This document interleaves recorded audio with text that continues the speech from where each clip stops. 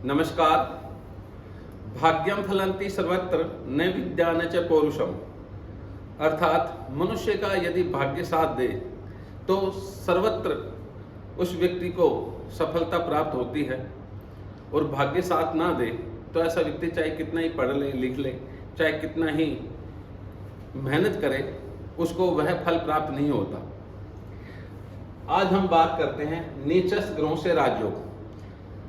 ज्योतिष शास्त्र में ग्रहों के मानक, ग्रहों की बलवत्ता के अलग हैं और निर्बलता के अलग हैं।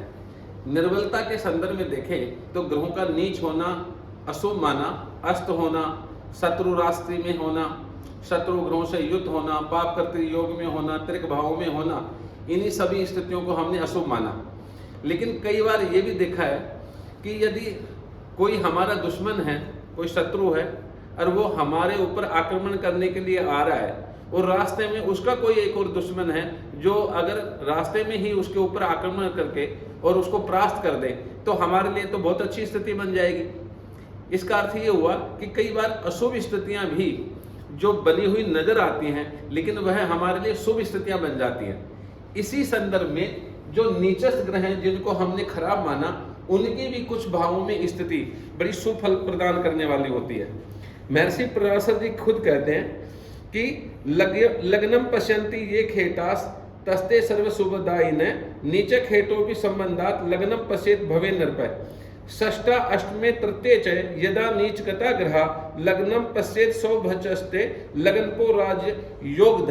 अर्थात अगर कोई भी ग्रह तीसरे, छठे और 11 भाव में अगर नीचस्थ है, और ऐसे में नीचस्थ ग्रह होने के साथ साथ अगर लगन का जो स्वामी है वह या तो उच्च राशि में हो, या लगन में स्थित हो, या लगन को देखता हो, अगर ऐसी स्थिति बनती है तो यह नीचस्थ ग्रह से राजयोग उत्पन्न हो जाएगा।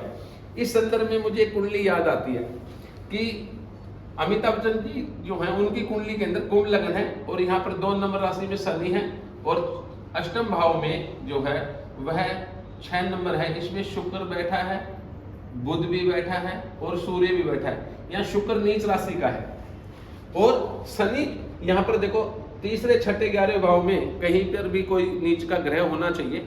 और नीच का ग्रह होने के साथ दूसरी शर्त है कि लगन को लगने या तो देखे, या लगन में स्थित हो, या वह उच्च राशि में हो। अगर ऐसी स्थिति है तो नीचस्थ ग्रह से राजयोग उत्पन्न होगा।